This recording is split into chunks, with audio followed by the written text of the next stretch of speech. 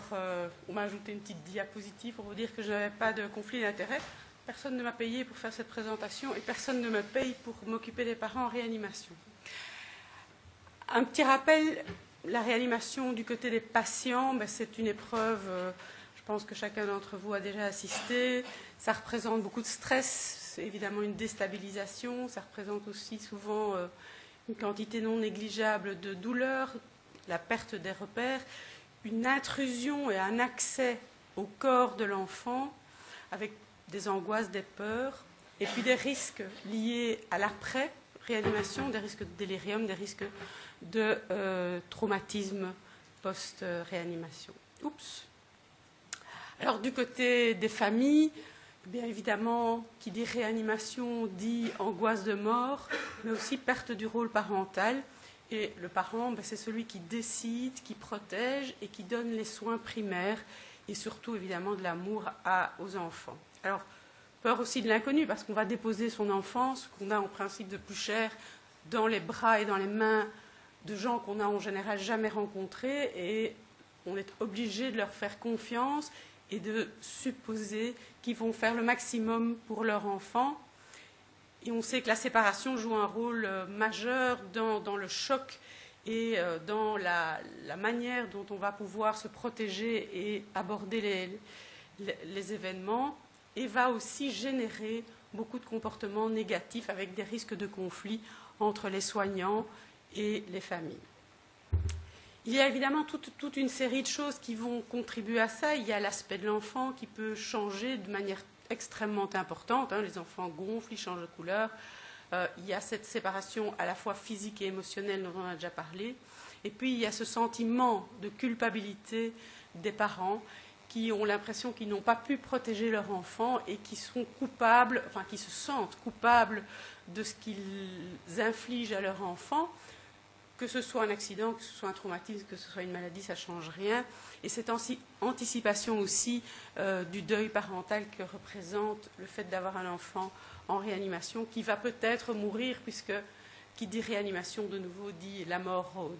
Alors du côté des soignants, ce n'est pas non plus anodin d'admettre un enfant en réanimation. Il y a bien entendu la violence potentielle de la situation. Il y a l'impact personnel que cela représente, et en particulier, bien entendu, les événements de mort d'enfants qui nous rappellent à la fois notre propre mort, mais aussi celle de ceux qu'on aime et qui sont à quel point ils sont fragiles et à quel point nul n'est à l'abri et que ça n'arrive pas qu'aux autres. Donc cette chose-là, je pense, elle arrive dans les esprits des soignants. Cette nécessité aussi de cerner les besoins des patients et de leurs proches, mais aussi d'être quelqu'un de compétent qui est capable de développer des techniques, et les techniques sont de plus en plus sophistiquées, de plus en plus invasives, et de soutenir les familles et les enfants. Alors, quels sont les besoins des parents? Ça a été démontré, ils l'ont eux-mêmes dit à de multiples reprises dans beaucoup d'études. Leur besoin, c'est de rester avec l'enfant et de maintenir leur rôle parental, de recevoir une information fréquente et actualisée, d'identifier facilement parmi cette foule qui passe dans la chambre de leur enfant qui sont les soignants, qui sont les médecins, qui sont les infirmières et les docteurs, parce que ce n'est pas toujours évident de savoir qui est qui dans tous ces gens. Et aussi, ils ont besoin que les soignants regardent leur enfant comme une personne et non pas comme le cœur du lit 4 ou l'insuffisance respiratoire du lit 7. L'enfant, il a besoin d'être informé, d'être écouté avec un langage adapté. Il a aussi évidemment besoin qu'on prenne en charge la douleur à la fois par des moyens pharmacologiques, mais aussi par des moyens non pharmacologiques. Et ils sont de plus en plus nombreux, ceux qui développent dans les unités de soins intensifs des moyens non pharmacologiques de distraction, de jeu, pour essayer de justement diminuer les effets des traitements et des supports. Ils ont besoin d'être supportés dans le sens non plus de support de défaillance d'organes, mais de support émotionnel pendant les soins, et ils ont besoin qu'on respecte leur intimité. Pour ça, il faut évidemment, si on peut, préparer l'enfant à l'acte technique, et puis, et c'est évidemment le sujet de cet exposé, le meilleur support pour un enfant, c'est d'avoir ses parents à ses côtés pendant les actes techniques et pendant tous les actes qui peuvent se produire en réanimation. Alors, il y a eu déjà des études qui ont démontré qu'il y avait une utilité à maintenir à côté des enfants les parents, et c'est souvent évidemment les mères, mais parfois les pères. Et donc, le projet COP, qui est une étude relativement ancienne faite par Melnick, qui a été publiée dans le Pediatrics, montrait que quand on comparait les mères actives en unité de soins intensifs, c'est-à-dire celles qui faisaient des soins, qui participaient à la toilette, qui donnaient de la nourriture à leur enfant ou qui simplement étaient proches mais arrivaient à communiquer avec leur enfant, quand on les comparait à un groupe contrôle, avaient, en tout cas dans cette étude, moins de PTSD, anticipaient le comportement de l'enfant et ses émotions, avaient une diminution d'un sentiment d'inutilité et plus de capacité d'ajustement entre la mère et l'enfant et les besoins de l'enfant. Beaucoup disent que la présence des parents lors des actes techniques et de la réanimation est une expérience traumatisante et inutile qui stresse l'équipe soignante, qui stresse les parents et l'enfant, qui distrait le soignant des actes techniques ou de la réanimation et qui peut éventuellement interférer avec les efforts de réanimation et que donc, globalement, c'est dangereux et négatif. Lorsqu'on interroge les parents qui ont assisté à des actes techniques ou à la réanimation, la majorité d'entre eux souhaitent la présence, leur présence auprès de leurs proches, donc de la personne malade, pensent qu'il faut vérifier les préférences de la personne malade pour être sûr que c'est ça qu'elle souhaite. Et ce qui a été aussi montré, c'est que le niveau d'anxiété des enfants diminuait lorsque les parents étaient présents.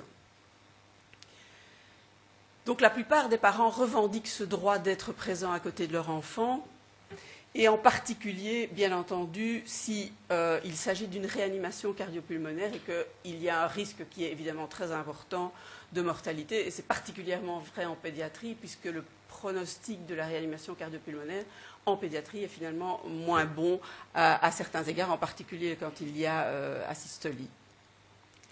Alors, les familles qui ont été interrogées pensent que c'est un droit et que c'est important d'être à côté de leur enfant pendant la réanimation parce que ça les aide à réaliser la gravité de la chose, ça leur permet de voir que tout a été fait pour leur enfant.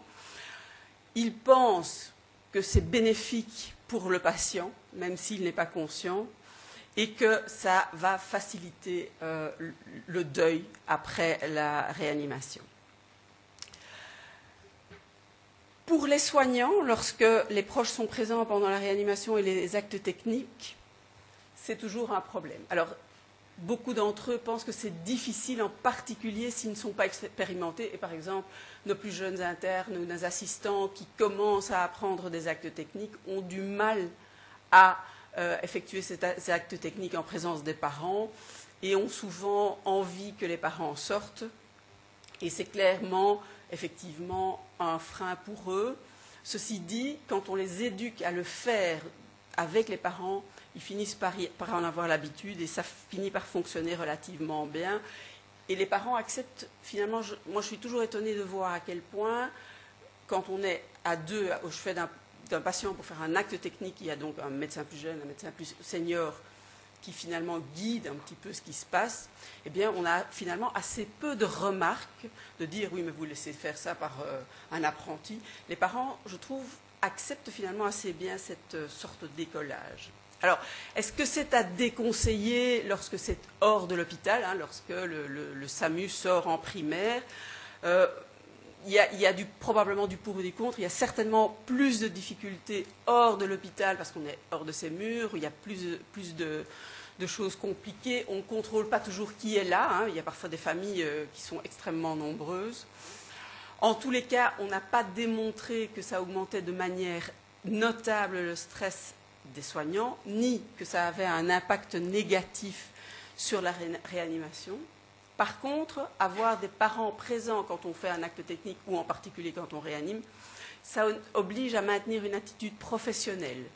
pas de blagues, de plus ou moins bon goût. Et donc, le patient est beaucoup plus respecté parce qu'évidemment, il y a un regard extérieur. Et aussi, ça facilite énormément la communication avec la famille. Parce qu'on est occupé, mais on ne peut pas ne pas tenir compte de ce qu'ils disent, on ne peut pas ne pas tenir compte de leur présence. Et donc, il faut expliquer, il faut donner un certain nombre d'informations. Et ça facilite grandement, je trouve, la communication entre les parents et les soignants. Alors, la présence des parents en réanimation, c'est une chose, mais la question, évidemment, est de savoir est-ce que cette attitude d'accepter que les parents soient présents pendant la réanimation, pendant les actes techniques, et finalement 24 heures sur 24 en réanimation, est-ce que ça a des conséquences sur le vécu après la réanimation? On sait, ça a été montré depuis très très longtemps, que les enfants qui sont en réanimation vont avoir une relation un petit peu différente avec leurs parents parce qu'il y a des angoisses de séparation, une surprotection, une indulgence excessive vis-à-vis de l'enfant. C'est évidemment aussi le syndrome de l'enfant vulnérable, hein, l'enfant qui est susceptible de mourir, cet enfant qui a trahi en fait cette espèce de confiance qu'on a en l'enfant en se disant qu'il est invulnérable, et tout d'un coup on se dit eh ben non, il n'est pas invulnérable, mon enfant peut mourir, il peut faire des maladies graves, donc cet enfant-là en particulier est probablement plus vulnérable que les autres et il va être surprotégé. Alors, tout ça et le vécu en soins intensifs se traduit dans l'expérience des parents par une incidence de stress post-traumatique qui est significative et qui est même importante. Et lorsqu'on compare les patients, enfin les familles dont les enfants ont été hospitalisés en unité de soins intensifs, on voit que l'incidence dans cette étude-ci, qui est l'étude de Rees en 2004, était de 27% chez les parents et de 21% chez les enfants, comparé à aucun syndrome de post-traumatique chez les enfants et 7% seulement pour des enfants hospitalisés en unité banalisée uniquement. Dans une autre étude qui a aussi été faite en 2002, 48% de PTSD et entre 10 et 20% de désordre psychiatrique chez les enfants. Donc c'est une incidence non négligeable, comme vous le voyez. Alors, dans notre unité à Bruxelles, l'unité de soins intensifs est ouverte depuis 25 ans aux parents 24 heures sur 24. Les parents logent. Dans la nouvelle unité, ils ont un lit qui est un lit fixe. Ils peuvent loger dans l'unité à côté de leur enfant. Ils ont un appartement dans l'unité même avec une salle à manger, une douche, un salon TV, etc., une petite cuisine. Donc ils peuvent vraiment vivre dans l'unité. Et nous considérons que les parents sont les porte-parole de leurs enfants et que ce sont des interlocuteurs privilégiés de toutes les décisions. Et ceci se fait à travers une communication quotidienne des seniors de l'unité qui passent tous les jours voir les parents, plus des entretiens formalisés, organisés sur rendez-vous, ce qui permet éventuellement de gérer les conflits potentiels, non seulement au jour le jour, mais encore dans des réunions formalisées. Alors nous avons fait une étude parce qu'on se posait bien entendu la question de savoir si cette attitude avait un sens et si elle était protectrice pour les parents et pour les enfants. Alors on n'a pas encore non plus débroussaillé le tout parce qu'il y a énormément d'informations. Alors le but de cette étude, c'était d'inclure 100 enfants dans 2 unités différentes et qui ont une prise en charge différente des familles, donc la nôtre à Bruxelles et celle du CHU de Nancy. Malheureusement, pour des raisons qui ne dépendent pas de nous, Nancy n'a pu enrôler qu'une trentaine de patients. Et donc ça, nous avons enrôlé 100 patients. Notre population, par rapport à celle qu'on a définie pour correspondre à celle de Nancy, est très similaire. Donc il n'y a pas de différence significative entre nos 100 patients et les 30 qu'on a sélectionnés, enfin les 31. Alors ce que vous voyez, ça c'est le Parental Stressor Scale. Donc c'est le score qui est fait à la sortie des soins intensifs et qui essaye d'évaluer le stress des parents. Donc, à Nancy, les parents ont des heures de visite. À Bruxelles, ils peuvent rester 24 heures sur 24. Ils peuvent rester pendant les soins. Ils peuvent rester pendant la réanimation. Ça, c'était la différence majeure. Et dans notre unité, nous avons des psychologues qui font partie de l'unité. Ils sont là comme des membres de l'unité. Donc, il y a 3 psychologues. Ils ne sont pas tous plein temps, mais ils sont là et il y a toujours un psychologue à disposition. Ça, c'est les différences majeures. Alors, en fait, si vous voyez dans les items du PSS, du Parental Stressor Scale, qu'est-ce qui est différent? Le stress par rapport vécu par les parents, enfin, ce sont les mères ici, par rapport aux procédures faites à l'enfant est logiquement plus important à Bruxelles qu'à Nancy, et vous voyez que c'est significatif. Ce qui est également significativement différent, c'est le stress lié à la perte du rôle parental, et vous voyez que c'est significativement plus important à Nancy qu'à Bruxelles. Et le stress lié à la communication avec l'équipe est également plus important dans l'équipe où les parents ne sont pas là 24 heures sur 24. Mais grosso modo, le score total est similaire et il n'y a pas de différence. Mais donc, il y a quand même 3 items parmi le PSS qui sont différents. Alors, si on regarde l'HAD, qui est un score d'anxiété et de dépression à 6 mois, il y a des petites différences, mais elles n'atteignent pas le seuil de signification, puisqu'on a 48% d'HAD positif. Donc, anxiété modérée à sévère 6 mois après l'admission aux soins intensifs, mais c'est non significatif. La dépression modérée à sévère 6 mois après les soins intensifs, il y a une différence, elle est non significative. Et le PTSD à 6 mois, 40%, comme dans l'étude anglaise, vous voyez, autant de PTSD à 6 mois dans l'étude de Nancy et dans l'étude de Bruxelles, ce qui veut dire en fait que effectivement, même si le stressor scale peut être différent pour certains items, le PTSD, l'anxiété et la dépression ne sont probablement pas liés à la prise en charge, mais surtout à l'état de l'enfant lui-même. Et ces images qui vont revenir, les PTSD, c'est des images intrusives, des troubles du sommeil, etc., vont rester certainement entre 6 mois et 1 an. Il y a un deuxième temps à 1 an, mais où Nancy n'a pas pu, avait trop peu de patients pour qu'on puisse déterminer ça. Mais chez nous, à 1 an, il reste encore du PTSD de manière notable. Par contre, les enfants semblent mieux protégés lorsque leurs parents sont là 24 heures sur 24. Donc, il semble qu'il y ait moins de PTSD et moins d'anxiété et dépression chez les enfants où les parents restent 24 heures sur 24 que quand les parents ne sont pas là en continu. Pour les soignants, avoir des parents présents 24 heures sur 24, ce n'est évidemment pas anodin. Ça représente, et en particulier, combien? 2 minutes? Une relation intense avec les parents, mais qui peut évidemment donner lieu à du surinvestissement, à du burn-out ou à des comportements agressifs, hostiles et non collaborants, et des conflits et des sentiments d'aversion. Donc, ce n'est pas rien, ça doit se traiter. Ce sont des choses qu'il faut travailler en équipe. Il y a des groupes de parole qui se font régulièrement. On a 1 fois par semaine des groupes de parole avec les psys qui sont présents, où on va parler de chaque famille en particulier, de manière à justement gérer tous ces conflits. Les soignants doivent être supportés par des intervisions, des supervisions, des débriefings pour tous les événements sérieux. Je vais vous passer ça, qui n'a pas beaucoup d'importance, et je vais terminer par ceci.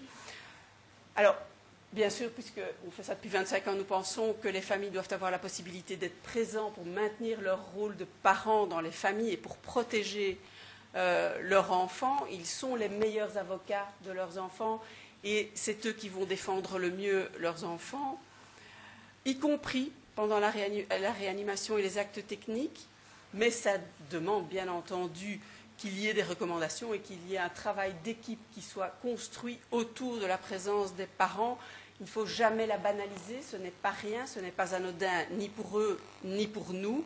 Et il faut évidemment s'interroger à la fois sur nos actes, sur leur finalité et sur leurs conséquences. Maintenant, la question qui reste ouverte et pour laquelle je n'ai pas de réponse, c'est jusqu'où peut-on aller? Voilà.